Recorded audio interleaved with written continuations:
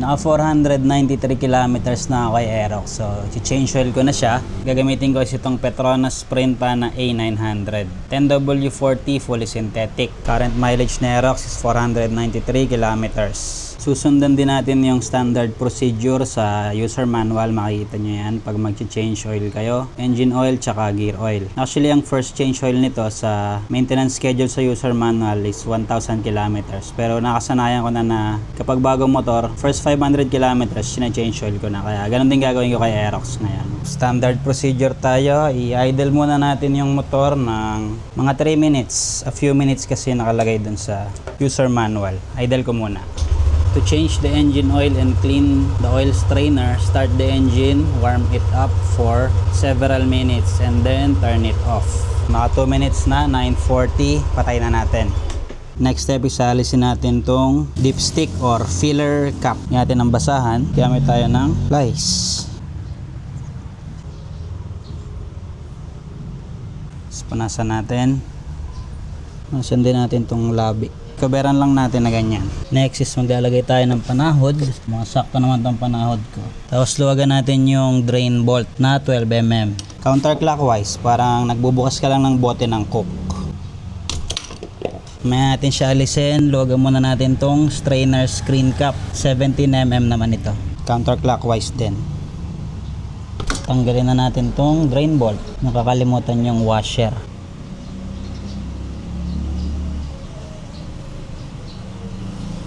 Sakto naman yung panahod. Ito yung drain bolt tsaka yung washer. Tulo-tulo na lang siya. Tapos tanggalin na natin yung strainer screen cap. Sasahurin natin yan ng kamay kasi meron yung mga parts dun sa loob na pwedeng mahulog. Matulo-tulo pa sa kamay ko yung iba. Next na bukas mo naman ito, yearly na. Yan ang nakalagay sa user manual. Pero ako every 6 months inubuksan ko yung strainer. Check din natin kung may mga debris. Yan.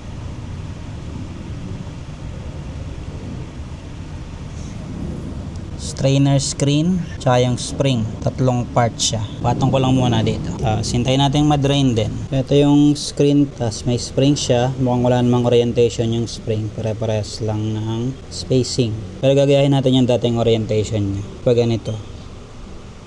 Yan. Ito naman yung screen cap. Meron siya mga metal debris yun sa loob, mga nakayas sa break-in period. Sa screen konti lang meron din. Yan. Inisin ko na lang ito ng wipes. Pakita ko sa inyo yung metal debris natin ng cotton buds. Ayan mag-focus pero yan, mga pinagkayasan na pinaglapatan ng pyesa noong break-in pa. Yung orientation niya naman pagbalik nakaganyan siya.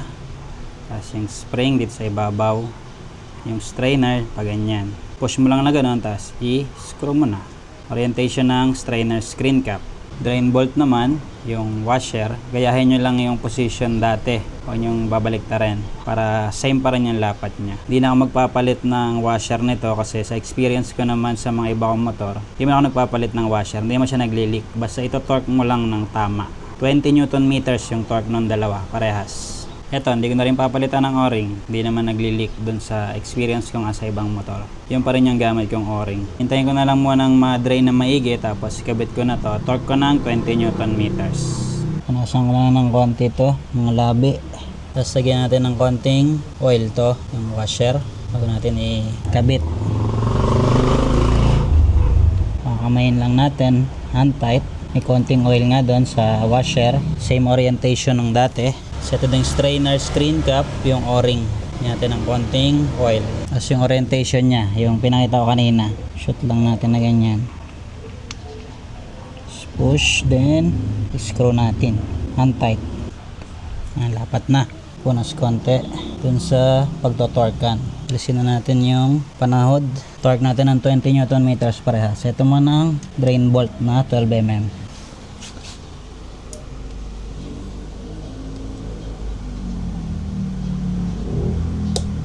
20 Newton meters. Next itong strainer screen cap na 17mm, 20 Newton meters din.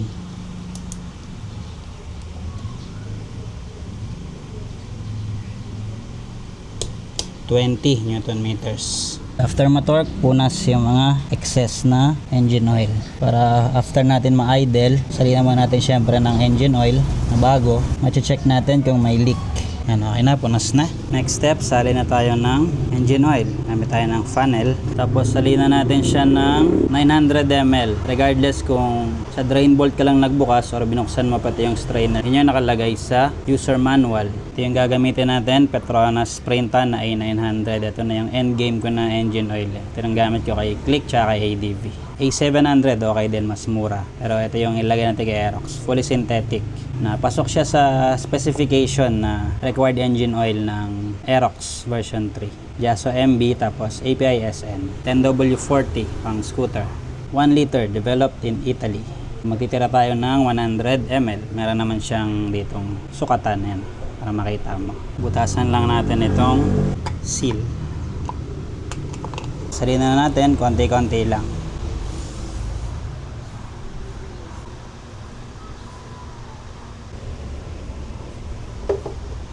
Salinan ko na siya ng 900 ml. Nagtira ko ng 100 dito. Tiktikin natin ito maigi.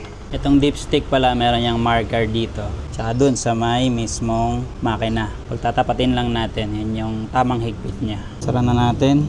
Actually, pwede siyang kamayin lang eh. Yan, tapat na. Tapos i-idle natin ulit siya ng 2 minutes.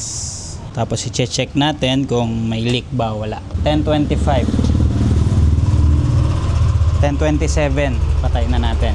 Habang sinecheck ko kung may leakage. Okay naman dito, wala namang leak. Ako nakikita. Na-idle muna natin for 2 minutes. Dito wala ring leak, ako nakikita. 2 minutes na naka-idle. Leak check, wala. Okay na yan, patay na natin. Check naman natin yung oil level dito sa dipstick. Gamit lang tayo nito kasi mainit na yung pipe.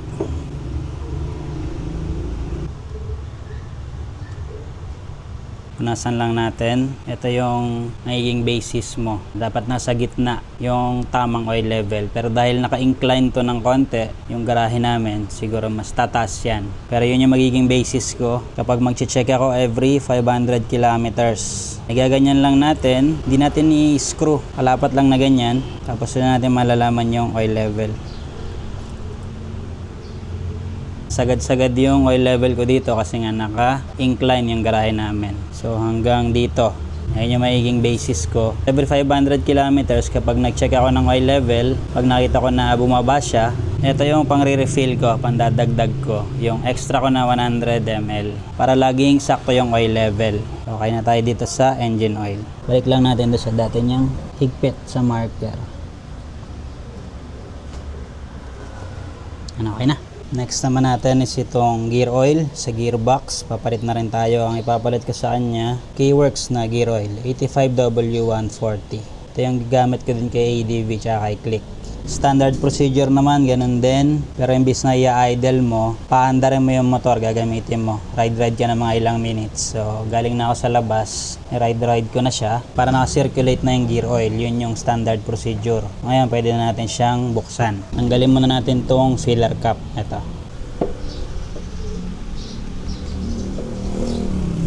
Kaya naman siyang kamayin. May marker din. Doon din natin itatapat mamaya sa tamang higpit niya. Sa filler cap. Ayan. Punasan ko lang siya ng wipes. Hindi ko na rin papalitan ng o-ring. Ito na rin yung gagamitin ko. Bigyan lang natin ng gear oil mamaya bago natin ikabit. Punas din dito. Sagyan natin ng cover para hindi mapasukan ng mga dumi. Gearbox drain bolt. Tanggalin natin. 12mm. Ito.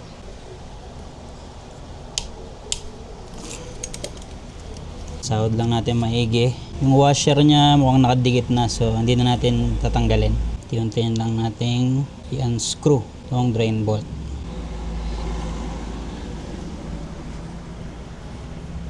Yan, ito niya yung washer, hindi na naalis, nakadikit na yung pagkakahigpit niya. Ito yung drain bolt na 12mm. Nakasan ko lang ng wipes. Prepare na din muna natin itong gear oil ko. 100 ml lang kasi yung ilalagay natin. Yun yung nakalagay sa user manual. Kuha tayo ng 100 ml dito. 120 kasi ito. Pero meron nitong 100 ml eh. Pwede nyo nang bilhin nyo kung gusto nyo i-try itong K-Works na gear oil. Okay na to. Wala nang tumutulo. Nasa natin. Tapos kapit na natin yung drain bolt. Torque nito is 20 Newton meters din. Same dun sa engine oil drain bolt tsaka strainer screen cap. Torque na natin ng 20 Newton meters, 12 mm. 20 Newton meters. Punas yung mga excess. Tapos sali na tayo ng gear oil. 100 ml na pinasobrahan ko ng konti kasi hindi natin masasalin lahat.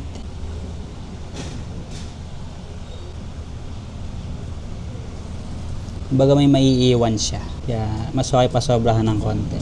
Tsaka yung mga excess naman, kung halimbawa masobrahan nyo yung lagay nyo, lumalabas yan sa breather hose papuntang airbox. Tiktikin lang natin ng konti.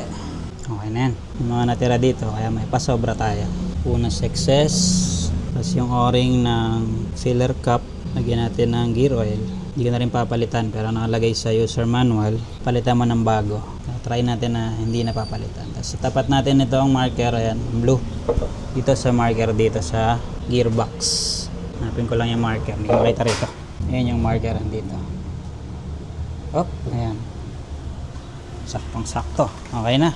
Yung pinag-change oilan ko ng engine oil tsaka gear oil, sinaling ko na dito. I-dispose ko na lang to sa kasa or sa mga gas station. Pag nyo itatapon to sa basurahan, kailangan proper disposal. Ito namang sobra ko na 100 ml. Ito yung ipang re-refill ko kapag nagbabawas na siya ng langis. Check ko yung oil level every 500 kilometers. Dun sa basis ko na pag-check natin kanina ng oil level. Next change oil ko nito every 2,000 kilometers. Maximum na yon. Pero syempre, depende yan sa oil condition. Kada check ko ng 500 kilometers, pwedeng mapaaga. Tapos yung pagbubukas ko ng strainer screen cap, tsaka yung pagpapalit ko ng gear oil, every 6 months or kapag napalusong ako sa baha. Yung pinapalitan ko na antimano pag ganun.